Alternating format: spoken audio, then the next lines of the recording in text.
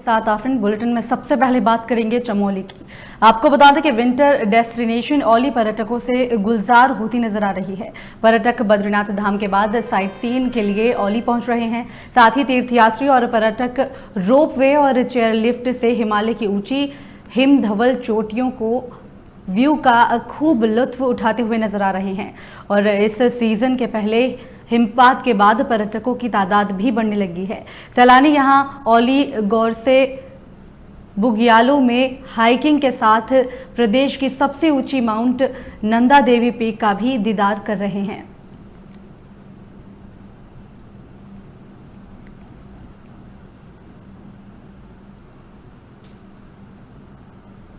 वहीं कोविड को लेकर हरिद्वार प्रशासन अलर्ट दिख रहा है। आगामी त्योहारों को लेकर देखते हुए बाजारों में लोगों की संख्या बढ़ती हुई नजर आ रही है, जिससे संक्रमित लोगों की संख्या में बढ़ोतरी हो सकती है। वहीं हरिद्वार के जिलाधिकारी सी रविशंकर ने कहा कि हमने टेस्टिंग के लिए 2000 का लक्ष्य रखा हुआ था, लेकिन इस लक्ष्य को पार करते हुए हम 2500 से लेकर 3000 तक के टेस्ट कर रहे हैं और टेस्टिंग में काफी सुधार भी आया है।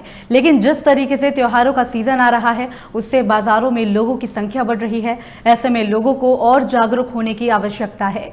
वहीं पुलिस 88,000 मास्क वितरित भी कर रही है और इसी के साथ उन्होंने 2021 में आने वाले महाकुंभ के आयोजन पर बोलते हुए कहा कि आने वाला महाकुंभ हमारे लिए एक चुनौती है, क्योंकि इसमें काफी लोग आते हैं और हम इसकी रणनीति बनाकर तैयार कर रहे हैं और जनवरी तक हरिद्वार में लैब स्थापित भी कर दिया जाएगा।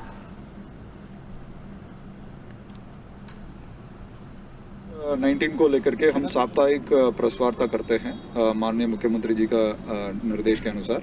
इसमें कोविड-19 में जो भी एफर्ट्स किया जा रहा है वो प्रेस के साथ शेयर किया जाता है। और दूसरा जो है जो अप्रोप्रिएट बिहेवियर है कोविड-19 के समय पे लोगों का जो है किस ढंग का जो है हमें गाइडलाइंस को पालन करना है, ये प्रेस के माध्यम से भी लगातार जागरूकता जो है बढ़ना है। इस उद्देश्य से जो है आज प्रेस कॉन्फ्रेंस जो है वो 4th वीक ये चल रहा है। चौथी बार जो है बताया कि हमारा जो सैम्पलिंग है तो 1 लाख पे होना चाहिए था। हम लोग उससे ज़्यादा कर रहे हैं, जो टारगेट था उससे बेटर कर रहे हैं और काफ़ी अच्छा हमारा सैम्पलिंग चल रहे हैं, और जिससे कि जो भी पॉजिटिव केस है उसको जितने जल्दी से जल्दी हम लोग देख रहे हैं, पकड़ रहे हैं उसको और उसकी जांच के लिए या जो भी ट्रीटमेंट है वो कर रहे हैं। इसमें से काफ़ी बच रहा है हमारा कोविड के जो पेशेंट है दूसरे में फैला नहीं पा रहे हैं। इसी बीच लखनऊ से बड़ी खबर है, जहां पर कांग्रेस महासचिव प्रियंका गांधी ने बयान जारी किया है। आपको बता दें कि प्रियंका गांधी ने बिजली बिल को लेकर सरकार पर हमला बोला है। उन्होंने कहा है कि उत्तर प्रदेश में बिजली के बढ़ते बिलों का आतंक व्याप्त हो गया है और इसी के साथ उन्होंने आगे कहा है कि पिछले कुछ वर्षों में बिजली दरों में लगातार व्यापक बढ़ोतरी दिखाई दे रही है। इस समय की बड़ी खबर आपको बता रहे हैं, जहां पर कांग्रेस महासचिव प्रियंका गांधी ने सरकार पर निशाना साधा है। उन्होंने बिजली बढ़ोतरी को लेकर यहां पर बयान जारी किया है। उन्होंने कहा है कि उत्तर प्रदेश में बिजली के बढ़ते बिलों का आतंक व्याप्त हो गया है। आपको बता दें कि इससे पहले लोगों ने भी बढ़ती बिजली के दरों को लेकर प्रदर्शन किया था और इसी बीच अब विपक्ष सरकार पर हमलावर होता हुआ बिजली बढ़ोतरी को लेकर नजर आ रहा है। वहीं डीएम रविशंकर की अध्यक्षता में कलेक्ट्रेट में आत्मनिर्भरता मेला आयोजन को लेकर बैठक हुई है। इस मौके पर उन्होंने कहा कि प्रधानमंत्री और मुख्यमंत्री का सपना एक आत्मनिर्भर भारत बनाने का है। जिला प्रशासन विभिन्न क्षेत्रों में 1 से 14 नवंबर तक आत्मनिर्भर मेले आयोजित करेगा। मेले में केवल स्वदेशी सामान की ही बिक्री होगी। वहीं डीएम ने कहा कि मेले के स्टॉल निःशुल्क आवंटित किए जाएंगे। मेला आयोजन का मकसद लोगों की आर्थिक स्थिति को मजबूत करना है, उनके कारोबार को आगे बढ़ाने के लिए सहारा देना है और साथ ही उन्होंने शहर के कई इलाकों में मेला आयोजन स्थल चयन को लेकर अधिकारियों से जानकारी भी ली। अधिकारियों ने नगर निगम कॉम्प्लेक्स, नेहरू स्टेडियम, ऋषिकुल मैदान, भूपतवाला BHEL के सेक्टर 3 और सेक्टर 4 में आयोजन करने के सुझाव दिए। साथ ही डीएम ने लक्सर में भी मेला आयोजित करने के लिए जगह चिन्हित करने के निर्देश जारी किए हैं।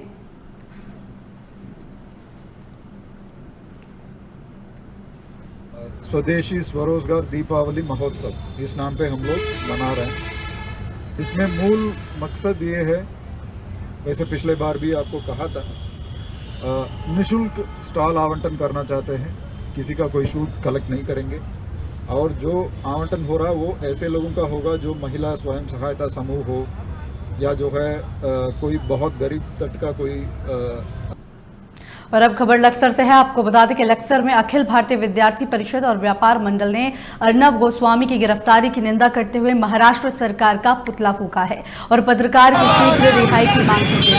आपको बता दें कि लक्सर के मालावाली तिराहे पर अखिल भारतीय विद्यार्थी परिषद जमकर नारेबाजी कर रहा था।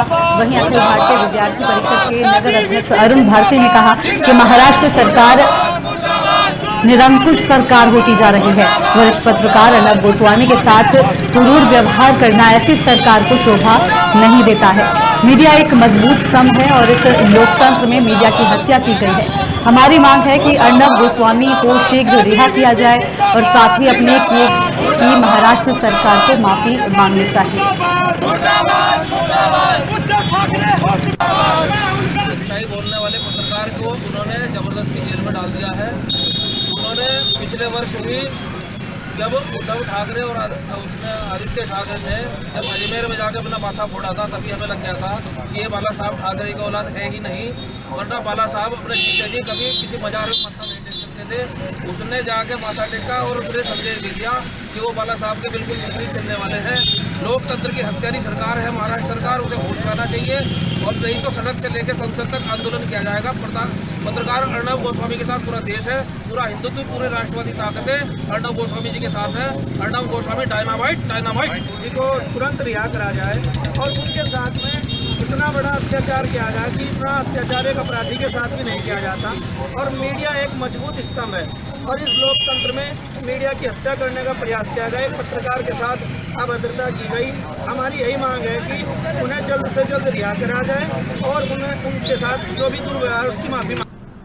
इसी बीच बड़ी खबर आगरा से है, जहां पर सरकारी कर्मचारी जहरीला दूध बेच रहा है। बड़ी खबर आपको आगरा से दे रहे हैं, जहां पर सरकारी कर्मचारी पर जहरीला दूध बेचने का आरोप लगाया गया है। विभाग की ओर से सरकारी आवास से कर्मचारी को मिला है, साथ ही आवास में जहरीले दूध की कालाबाजारी चल रही थी। बिना गाय भैंस के हजारों लीटर यहां पर दूध की बिक्री की जा रही थी। साथ ही बाकायदा सरकारी आवास पर मिल्क टैंक भी खड़े रहते यहां पर नजर आते हैं। जहरीले दूध की कालाबाजारी का वीडियो सोशल मीडिया पर लगातार वायरल हो रहा है। साथ ही आपको बता दें कि लायर्स कॉलोनी जलकल विभाग के आवास का ये मामला बताया जा रहा है। इस समय की बड़ी खबर आपको बता रहे हैं, जहां पर सरकारी कर्मचारी की लापरवाही साफ तौर पर देखने को मिल रही है। सरकारी आवास पर ये कर्मचारी जहरीला दूध बेच रहा है, जहां पर बिना गाय भैंस के यहां पर दूध की बिक्री लगातार होती हुई नजर आ रही है। अब इस पूरे मामले का वीडियो सोशल मीडिया पर लगातार वायरल हो रहा है और अब देखना होगा कि आखिर इस कर्मचारी पर क्या कुछ कार्रवाई होती है।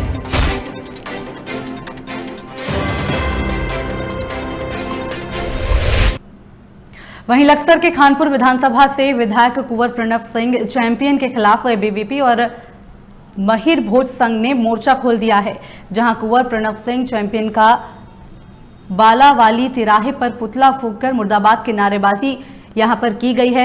आपको बता दें कि खानपुर विधायक कुंवर प्रणव सिंह चैंपियन ने एबीवीपी कार्यकर्ता सचिन चौधरी को फोन पर अभद्र भाषा का इस्तेमाल करते हुए डराया धमकाया था, जिसको लेकर एबीवीपी और क्षेत्रीय युवाओं में खासा रोष देखने को मिल रहा है। जहां खानपुर विधायक कुंवर प्रणव सिंह चैंपियन से माफी मांगने की मांग भी की जा रही है, तो वहीं माफी न मांगने पर एबीवीपी कार्यकर्ताओं ने सड़कों पर उतरकर विरोध प्रदर्शन करने की चेतावनी भी दे डाली है। पिछले लगभग 15-16 दिनों से हमारे जो विद्यार्थी परिषद छात्र लोग हैं ये धरने में बैठे रहे और जो हमारे खानपुर के विधायक हैं, क्षेत्रीय विधायक कुंवर प्रणव चैंपियन, जो भी आप जानते हो उसका हर एक तीसरे महीने में नया ही प्रकरण हुआ, जो कि अपनी अभद्रता के कारण जग जाहिर हो जाए। वो किसी उसकी अभद्रता जितनी करता हो, किसी तक कोई छुपी हुई नहीं है। अभी इन छात्रों ने जो इतना संघर्ष हुआ, 15 दिन भूखे प्यासे अपने घर का अपना दरवाजा तक नहीं रखा, वहाँ अपनी मांगों को लेकर हड़ताल पर है। बजाय इन लड़कों का मनोबल बढ़ाने के, इनका ढांढस बनाने के बजाय, इनका उत्साहवर्धन करने के बजाय इन लोगों को डराया धमकाया जा रहा है। मैं राजा साहब से पूछना चाह रहा हूँ कि आप राजा बनते हो गुजरों के, और गुजरों के ही बच्चों को आप गाली देने का काम करते हो, और आप बार बार पूछते हो समाज की औकात क्या है, इन बच्चों की औकात क्या है। आप प्रत्येक नागरिक को भद्रता का इस्तेमाल करते हो, उसकी औकात पूछते हो। अरे मैं आपको पूछता हूँ आपकी औकात क्या है साहब, मैं बता रहा हूँ मेरी औकात, हम यहाँ का एक एक बंदे की औकात है, उसकी वोट उसकी औकात है, जिसके बाबत तुम वहाँ विधानसभा जाते हो। पिछले 15 दिनों से एबीवीपी कार्यकर्ता राजकीय महाविद्यालय में पीजी को लेकर संघर्ष कर रही थी, जो माननीय मंत्री जी से मिलकर हमारी मांगें सभी पूरी हो गई है।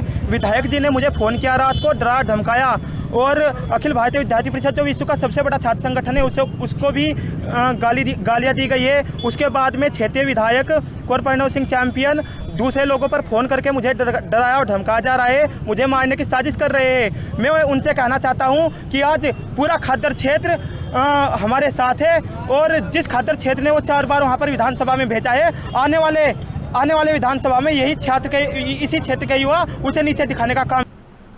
इसी बीच बहराइच से बड़ी खबर है, जहां पर मॉर्निंग वॉक पर निकले एक राजस्व अमीन को वाहन ने टक्कर मार दी। आपको बता दें कि मौके पर अमीन की दर्दनाक मौत हो गई है, साथ ही आरोपी चालक भी मौके से फरार हो गया। मोतीपुर तहसील में तैनात था ये मृतक अमीन कैलाश। साथ ही आपको बता दें कि नानपारा इलाके के गल्ला मंडी की ये घटना बताई जा रही है। समय की बड़ी खबर आपको बहराइच से दे रहे हैं, जहां पर मॉर्निंग वॉक पर निकले एक राजस्व अमीन को अज्ञात वाहन ने टक्कर मार दी। ये टक्कर इतनी भीषण थी कि अमीन की मौके पर ही दर्दनाक मौत हो गई है। बताया जा रहा है कि आरोपी चालक मौके से फरार हो गया है। साथ ही मृतक अमीन मोतीपुर तहसील में भी तैनात था। नानपारा इलाके के गल्ला मंडी की ये घटना बताई जा रही है।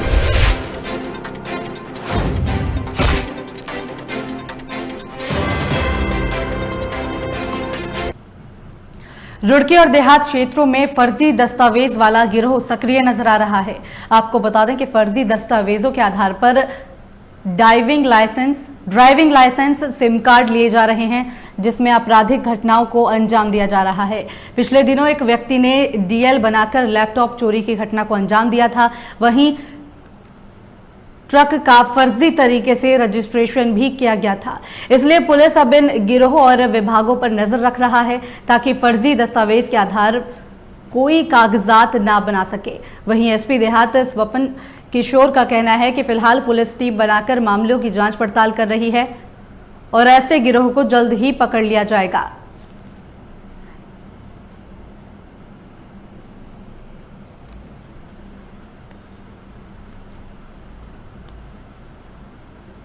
वहीं यूपी के अमरोहा जनपद के गजरौला थाना क्षेत्र में रहने वाली एक युवती ने वीडियो वायरल कर कस्बे के ही सपा नेता पर शादी करने का झांसा देकर शारीरिक शोषण का आरोप लगाया है, जबकि सपा नेता ने युवती के लगाए सभी आरोपों को बेबुनियाद बता दिया है।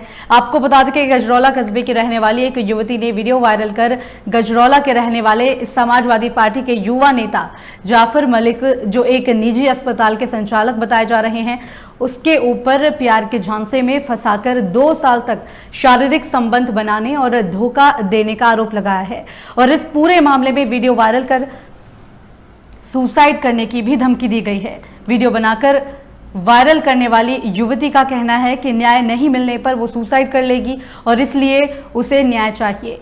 युवती के मुताबिक अगर उसने सुसाइड किया तो उसका जिम्मेदार सपा नेता जाफर मलिक और उसकी दूसरी प्रेमिका और साथ ही उसके परिवार वाले होंगे, जिसके बाद पुलिस प्रशासन में हड़कंप मच गया है। ये मेरे पे कई दिन से जो है फ़ोन कर रही, उल्टी सीधी धमकी दे रही थी कि मैं जो है मुझे जो है पैसे चाहिए 5 लाख रुपए। मैंने कहा मेरे पास नहीं है, मैं किस चीज़ लिए, मैं मेरे से क्यों पैसे मांग रही थी। कह रही तुम लोगों ने वो केस पहले इसने जब केस लिया ख़त्म करा तो उस टाइम पैसे दिए थे मैंने। अच्छा, ये वीडियो कब का है? वीडियो पुराना है ये मुझे धमकी देती है कि मैं वायरल कर दूंगी, ये कर दूंगी। इसमें इन्होंने जो मेरे पर मुकदमा दर्ज करवाया था 376 का शिफ्ट दर्ज हुआ था मेरे पे 17 मार्च को। उसके बाद जो है ये खुद जाके अगले दिन एडीजी साहब के यहाँ जाके प्रशासन के खिलाफ कह के आई थी कि मुझे जो है पुलिस ने बंधक बना के रखा, मुझे मुकदमा ज़बरदस्ती दर्ज करवाया था मेरे से, ये है वो है। फिर इसने जो है कोर्ट में दिया था, ये एफिडेविट दिया था इसने, और फिर ये जो है कोर्ट में जो है वो दे के आई थी, यानी कि मैं एफिडेविट दिया था। फिर उसके बाद मेरी जमानत हुई थी, जमानत हो गई थी मेरी हाई कोर्ट से। और उसके बाद ये जो है ये खुद फैसलानामा दे के आई खुद वहाँ। और ये वीडियो है इसमें मेरे मोबाइल में, मैं आपको दे दूंगा। उसमें ये खुद कह रही है कि मेरा कोई संबंध ही नहीं, जाफर मलिक बहुत अच्छे इंसान है, कहो तो आपको सारी चीज़ें मैं आपको दे दूंगा।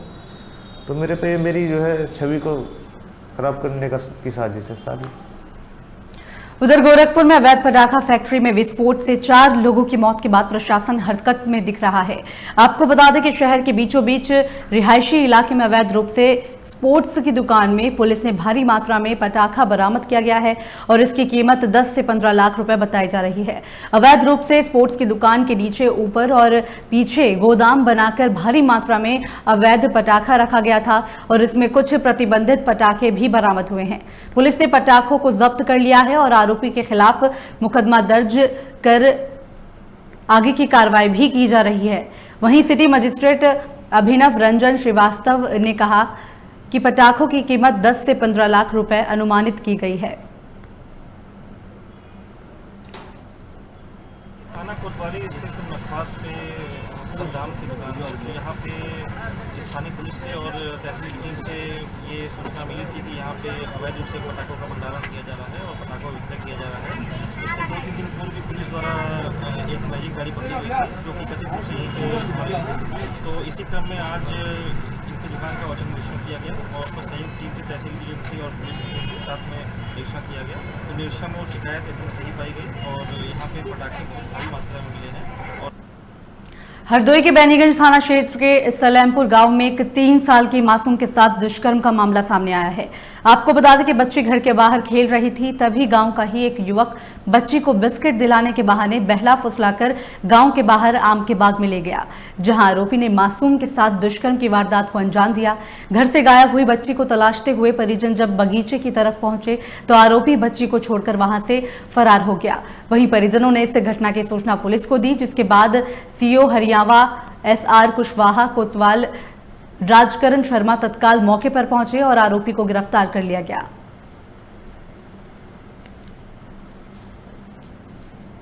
थाना बैनीगंज में एक व्यक्ति ने तहरीर दिया कि उसकी 3 वर्षीय बच्ची के साथ गांव के ही एक जो जिसकी उम्र लगभग 30 साल है, उसने गांव के बाहर ले जाकर के आम के बगिया में उसके साथ दुराचार किया है। पुलिस की सूचना मिलती है, इस पर तत्परता दिखाते हुए शीघ्र मुकदमा उचित धाराओं में पंजीकृत किया गया और अभियुक्त की गिरफ्तारी करके उसके खिलाफ आवश्यक विधिक कार्रवाई की जा रही है।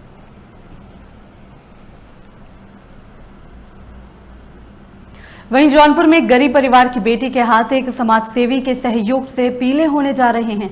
आपको बता दें कि समाजसेवी दिलीप राय बलवानी से 1 लाख का सहयोग मिलने के बाद माता पिता ने बेटी की शादी धूमधाम से की है। वहीं समाजसेवी की दरियादिली को पूरा गांव एकजुट होकर सलाम कर रहा है। आपको बता दें कि 25 जून की शाम आगजनी में 7 दलितों का घर पूरी तरह से आग की भेंट चढ़ गया था। बताया जा रहा है कि आग में सारा सामान जलकर राख हो गया था, जिसके कारण गरीब फिरतू राम अपनी बेटी की शादी कराने में असमर्थ था। लेकिन अब समाज सेवी दिलीप राय बलवानी की सहायता से फिरतू राम ने अपनी बेटी की शादी करवा ली है।